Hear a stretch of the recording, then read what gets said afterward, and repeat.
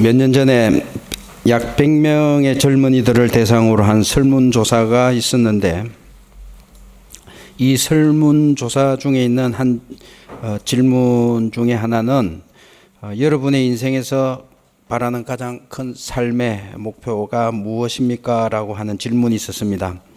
그런데 대부분의 응답자들이 대답한 것은 행복을 대답을 합니다. 행복하게 되는 것, 그것이 삶의 목표라고 그렇게 말합니다.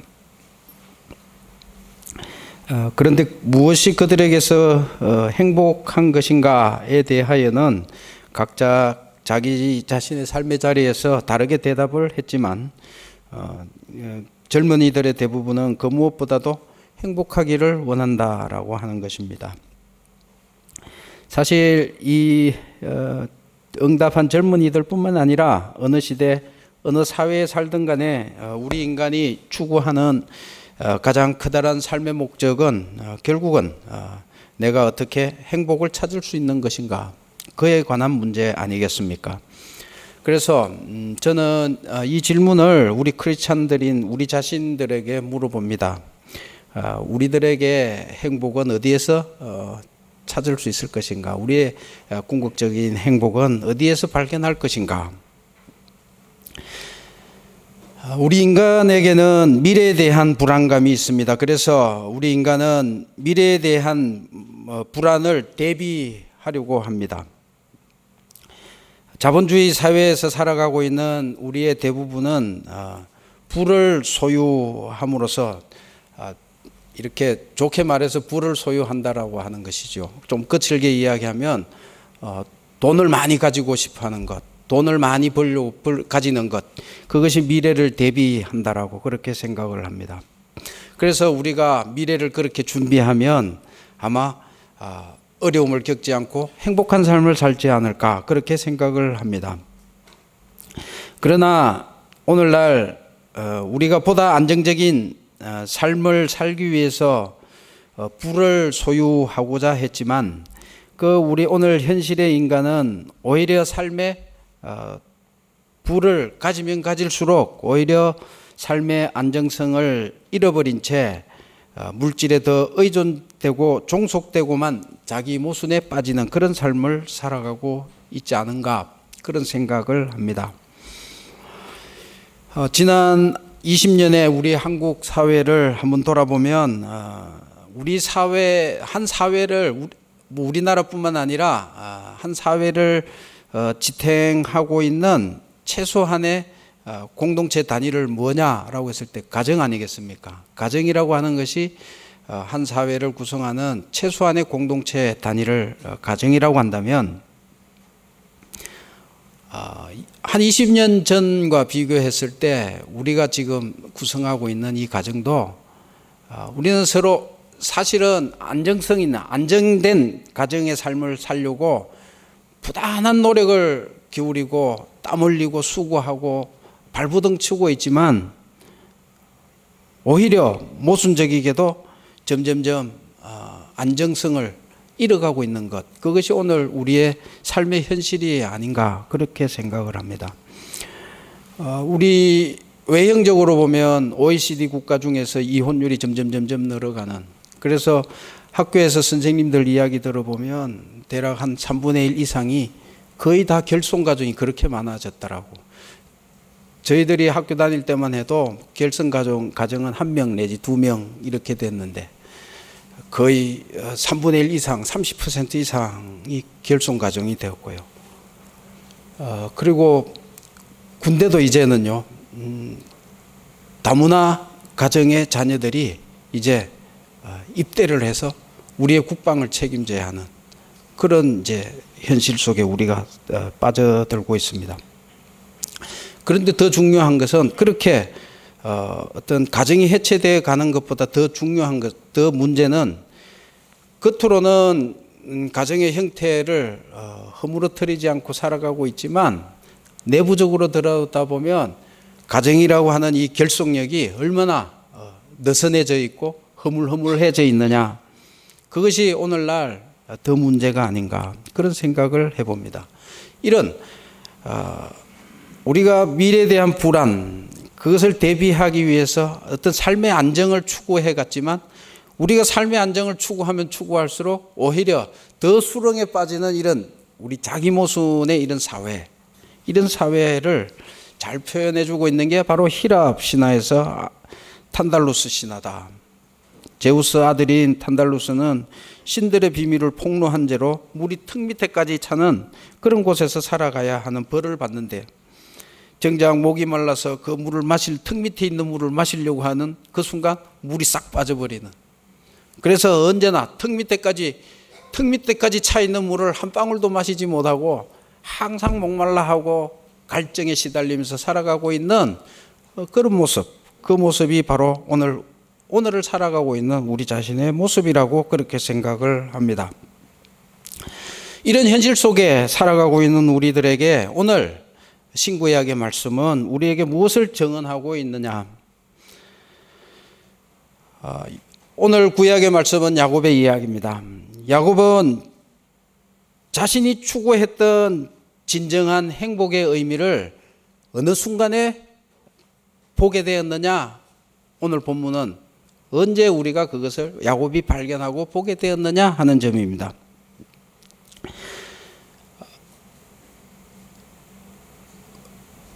구약의 본문은 야곱이 우리 본문을 16절에서 19절까지 사이로 읽었습니다마는 오늘 구약의 본문은 10절부터 시작이 되는데 10절 말씀은 야곱이 브엘세바를 떠나 하란으로 향하여 가는 중이었다, 그렇게 이야기합니다.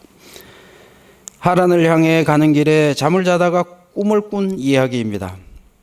야곱은 왜 브엘세바를 떠나야만 했느냐?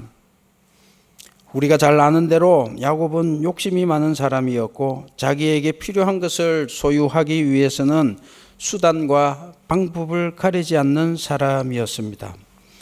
그리고 그는 지는 것을 굉장히 싫어한 사람이었습니다. 그래서 그는 쌍둥이 중에 동생으로 태어났지만 어떻게 하면 장자의 권리를 차지할 수 있을 것인지 계속 기회를 엿보았습니다. 어느 날 형 에서가 사냥에서 돌아와 허기진 틈을 놓치지 않습니다. 형의 약점을 그대로 이용합니다. 미리 준비한 붉은 죽과 떡을 장자의 권리와 막 바꿉니다.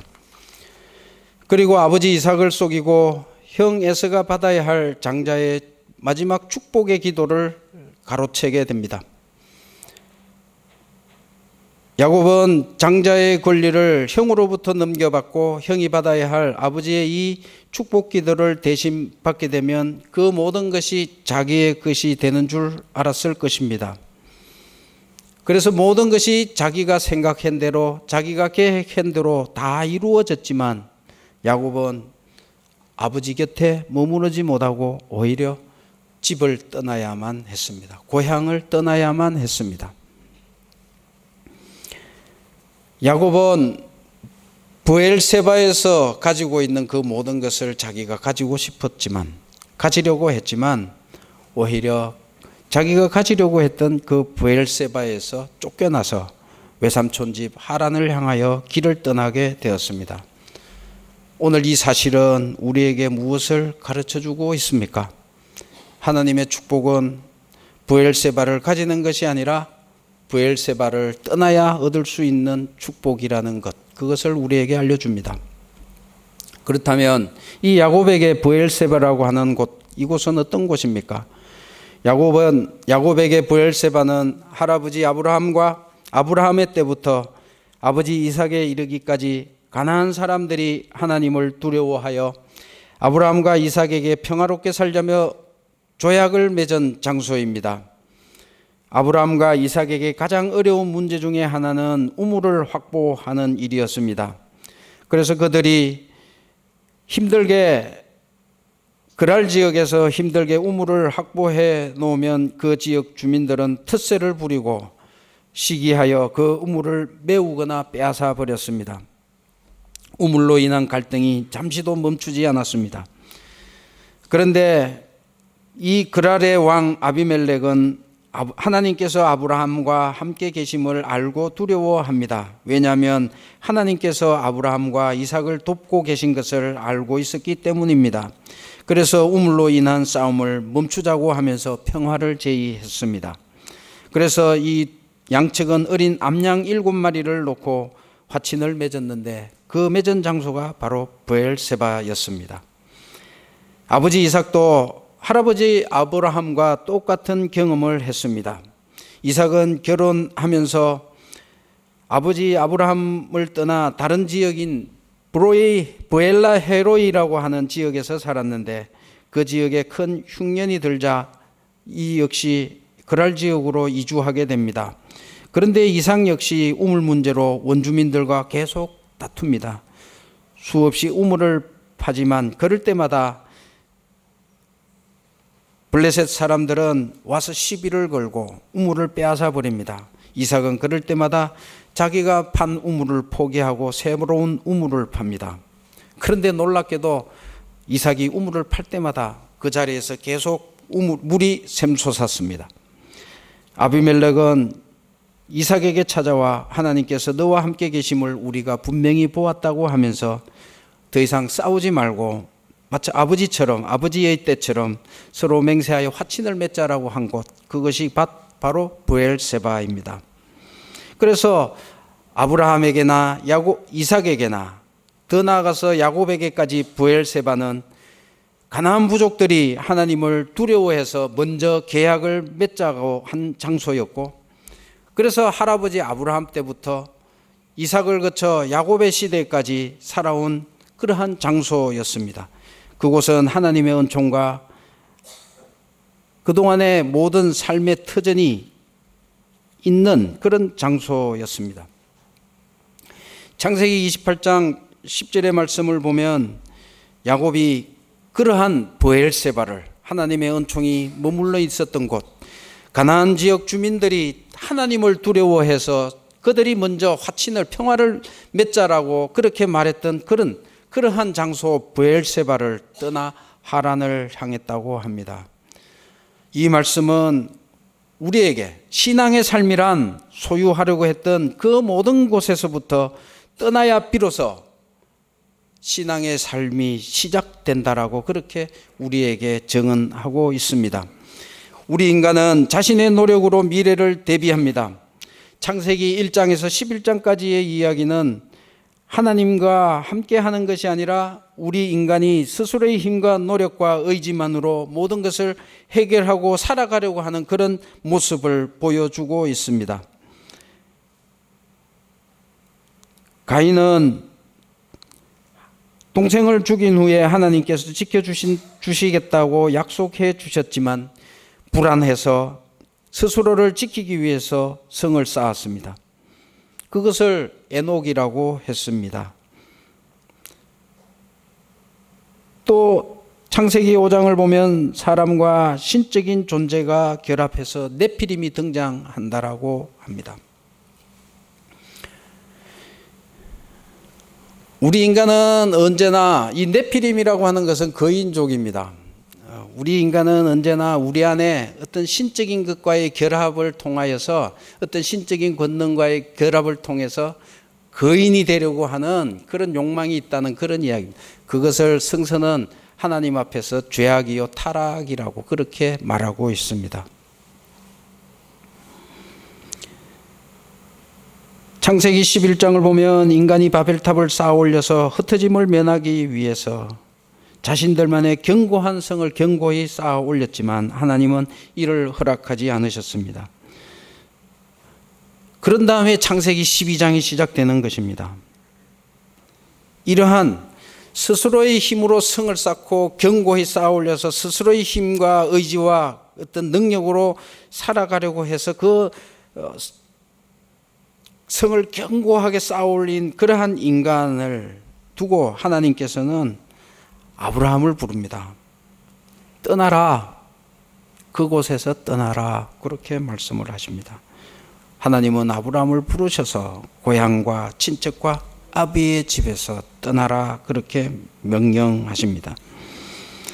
여러분, 이것은 우리 인간이 자기 자신이 이뤄놓은 그 모든 것, 자기 자신이 쌓아올린 그 모든 것에 집착하는 순간 그것에 종속되어서 오히려 그것의 노예가 된다라고 하는 그 사실을 알려주고 있습니다. 하나님께서 아브라함을 부르셔서 떠나라고 하셨는데 아브라함이 떠나기 전에 아브라함의 삶의 역사를 살펴보면 11장 후반부에 잘 나타나 있습니다. 아브라함의 할아버지는 데라였습니다. 아브라함의 할아버지 데라의 고향은 갈대아 우름입니다. 데라에게는 3명의 아들이 있는데요. 아브라함이 있고 하란이 있고 나홀이 있습니다. 근데 이 하란은 아들 롯을 낳아두고 갈대아 우르에서 그냥 아버지보다 일찍 죽게 됩니다. 아들이 일찍 죽어서 있는지 그것은 알 수 없지만 할아버지 데라는 이제 고향을 떠나서 가나안에 가서 살기로 그렇게 결정을 합니다. 그래서 아브라함과 아브라함의 아내 사라 그리고 나홀 하란의 아들 롯, 그러니까 아브라함의 조카 롯, 이 세 사람을 데리고 길을 떠났습니다. 그런데 가나안 땅을 향해서 길을 가던 데라가 중간에 하란이라고 하는 이 지역에 이르게 되었는데 공교롭게도 이 하란은 죽은 아들과 이름이 같은 지역입니다. 그래서 그랬는지 구체적인 설명은 나와 있지 않지만 이 데라는 가던 길을 멈추고 하란에 멈추어서 살게 됩니다. 그래서 아브라함도 역시 어떻게 됩니까? 갈대아 우르에서 데라와 같이 길을 나섰지만 결국 중간에서 머물게 된 곳은 하란이었습니다. 창세기 12장의 하나님의 부르심은 이러한 배경에서부터 시작합니다. 하나님께서는 가던 길을 멈추고 거기에 안주하고 정착하여 머물러 있던 아브라함에게 어떻게 하라고 합니까? 거기 있지 말고 나와라고, 너가 가던 길을 계속 가라라고 그렇게 말씀을 하십니다. 야곱의 할아버지죠. 아브라함의 아버지 데라와 함께 길을 떠났던 아브라함이 하란에서 멈추게 된 이러한 삶에서 하나님은 불러내셔서 길을 떠나라.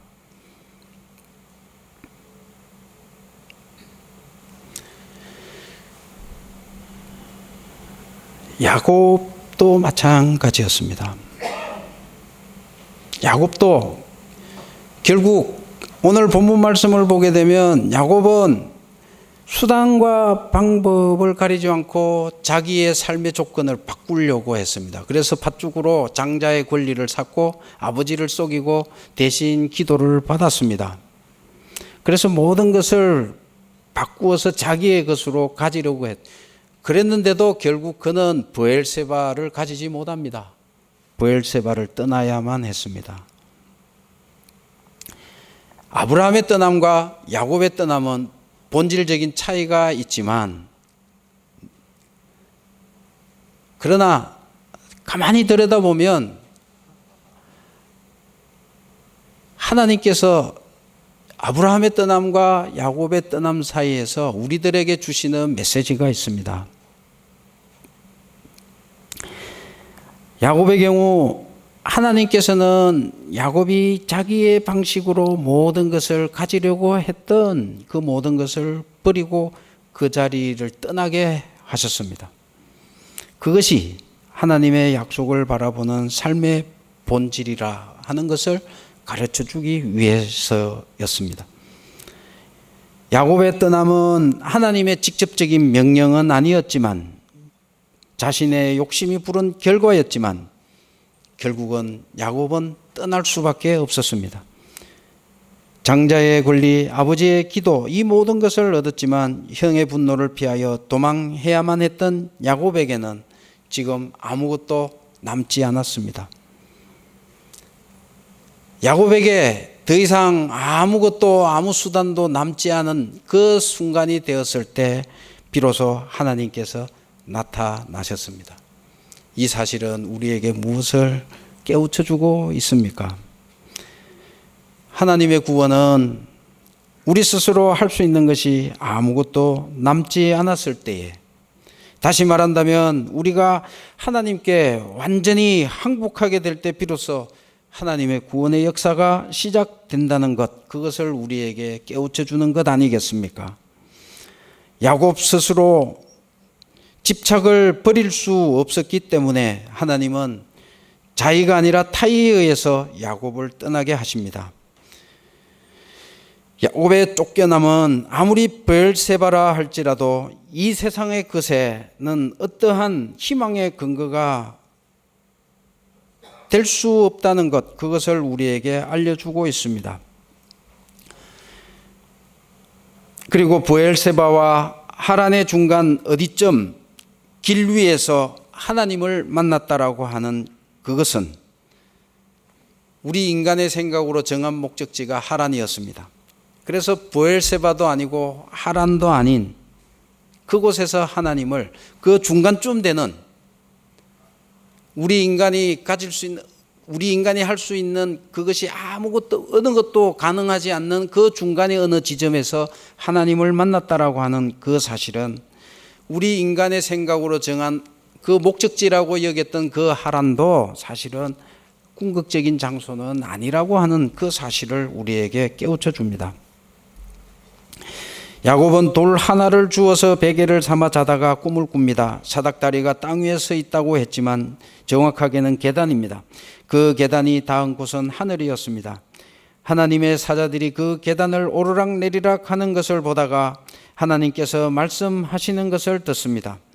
나는 너의 할아버지 아브라함의 하나님, 이삭의 하나님이라고 하시면서 네가 지금 누워있는 땅을 내가 너와 내 자손에게 주리니 내 자손이 온 사방으로 퍼져나갈 것이며 모든 족속이 너와 내 자손으로 말미암아 복을 받을 것이라고 약속해 주십니다. 오늘 이 말씀은 하나님께 희망을 두고 살아가고자 하는 우리에게 참된 희망의 근거가 무엇인지를 알려주고 있습니다. 참된 희망의 근거는 우리 인간의 계획, 우리 인간의 바람 속에 있지 않다는 것입니다. 인간은 자기중심주의에 빠져 자기밖에 모지 못하지만 하나님의 은총은 내가 아니라 세상을 향하여 있고 모든 사람을 향하여 있었습니다. 인간의 생각은 아버지로부터 물려받은 브엘세바에 머물러 있지만 하나님의 계획은 아버지의 것이 아니라 장차 이루어질 하나님의 것, 장차 나와 함께 하실 하나님을 이야기합니다. 그것이 바로 야곱의 사다리였습니다. 우리 그리스도인들에게 신앙을 가진다는 것은 무엇인가 라고 했을 때 그것은 패러독스를 받아들이는 것이다. 다시 말하면 역설의 진리를 받아들이는 것이다. 십자가가 바로 역설의 진리의 표본입니다. 예수 그리스도의 십자가의 죽음과 부활, 그것이 바로 역설적 진리입니다. 서로 함께 할 수 없는 이 상반된 개념, 삶과 죽음, 절망과 희망, 고통과 기쁨, 고난과 행복이 결국 동전의 양면처럼 같은 것이라고 하는 것을 믿는 것, 그것이 신앙이다. 그렇게 생각을 합니다. 세상 사람들은 삶과 죽음이 반대말이라고, 반대적인 개념이라고 생각을 하지만 하나님을 믿는 우리들에게는, 예수를 그리스도라고 고백하는 우리들은 이 삶과 죽음이 결코 반대적인 개념이 아니라 같은 개념이라고 그렇게 믿습니다. 고난과 행복이 상반된 개념이 아니라 같은 하나님의 은총이라고 이해합니다. 그것이 바로 이러한 역설적 진리가 신앙적 내용이라고 하는 사실입니다. 그래서 성숙한 기독교인일수록 이러한 역설적 진리를 받아들일 수 있는 사람이고, 그러한 성숙한 신앙의 눈을 통하여서만이 어떻게 우리가 깊은 절망 속에서도 희망을 찾아볼 수 있느냐, 또한 고난 속에서도 진정한 기쁨과 행복의 의미를 발견해 낼 수 있느냐 하는 그것을 깨닫게 될 것입니다. 그래서 사도 바울은 오늘 신약 로마서 8장 본문의 말씀에서 이렇게 말합니다. 생각하건대 현재의 고난은 장차 우리에게 나타날 영광과 비교할 수 없습니다. 우리 인간은 일시적으로는 허무에 굴복하였지만 그렇다고 모든 희망이 사라진 것은 아니라고 말합니다. 우리 믿는 자들에게 희망은 무엇이냐? 사도 바울은 이렇게 이야기합니다. 우리가 썩어짐의 종살이에서 해방되어서 하나님의 자녀가 누릴 영광된 자유를 얻게 될 것이라고 하는 그런 이야기입니다. 오늘 신구약의 말씀은 우리가 어디에서 야곱의 사다리를 발견하여야 할 것인가 그것을 증언하고 있습니다. 우리는 현재의 모든 일에 감사해야 할 것입니다. 그러나 동시에 우리 스스로 이룬 모든 성과에 대한 집착과 탐욕에서 벗어나야 합니다. 내가 하나님께 온전히 굴복할 때 그곳에서 우리는 야곱의 사다리를 볼 수 있을 것입니다. 그곳에서 우리는 하늘 문이 열려서 우리의 서 있는 자리가 하늘과 연결되는 그런 놀라운 은총을 경험하게 될 것입니다. 기도하겠습니다.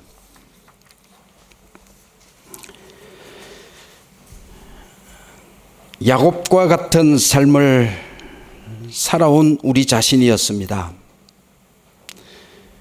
그러나 길을 떠나게 하신 하나님께서는 야곱에게 하나님의 진리가 무엇인지를 보여주셨습니다. 하나님, 우리에게 은총을 허락하여 주시어서 하늘 문이 열려지는 그런 놀라운 하나님의 은총을 허락하여 주시옵소서. 예수 그리스도 이름으로 기도드리옵나이다. 아멘. 하늘에 계신 우리 아버지